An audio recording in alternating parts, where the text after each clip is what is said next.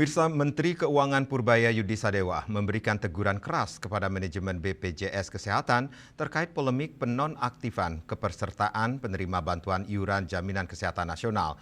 Menkyu menilai kebijakan tersebut gagal dikelola dengan baik dan merugikan citra pemerintah.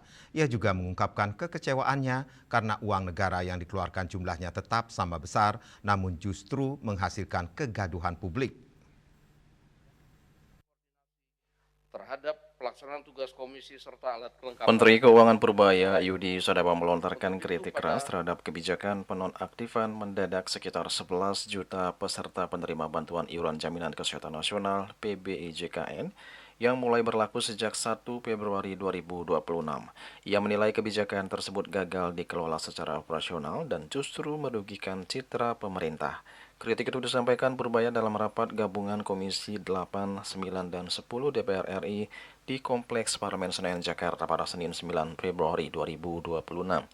Menteri Keuangan Purbaya Yudi Sadewa tampak berulang kali menoleh ke Direktur Utama BPJS Kesehatan Ali Gufron Mukti.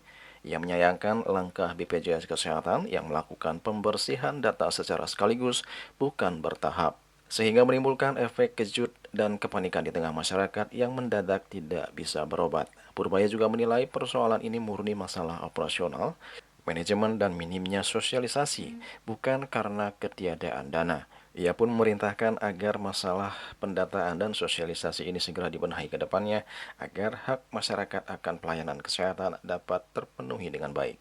Jangan sampai yang udah sakit tiba-tiba begitu mau cek darah, cuci darah lagi, tiba-tiba nggak eligible, nggak berhak. Kan itu kayaknya kita konyol. Ya, padahal uang yang saya keluarin sama. Saya rugi di situ, uang keluar, image jelek jadinya. Pemerintah rugi dalam hal ini, Pak. Kemudian masukan dari kami adalah penentuan jumlah PBI dilakukan dengan hati-hati dan terukur dengan mengedepankan ketepatan sasaran, kemudahan akses layanan, dan menjaga keberlanjutan program JKN. Tadi kan kalau ditanya ada nggak ruang untuk ngisi orang-orang tadi yang nggak masuk, kan ada. Kan masih 96 juta sekian kan, targetnya 98. Harusnya kalau prosedurnya clear, nggak ada masalah itu.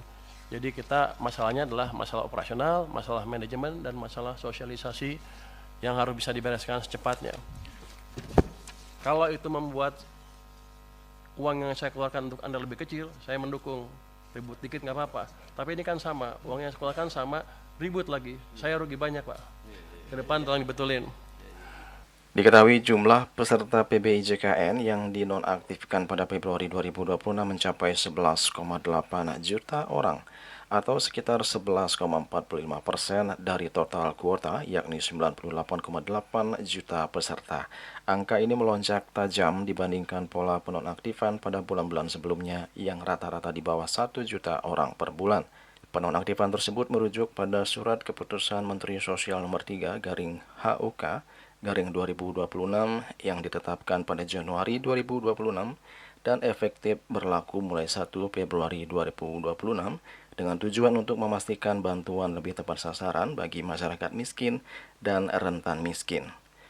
Julius Suharti dan Ketul Sumadias melaporkan.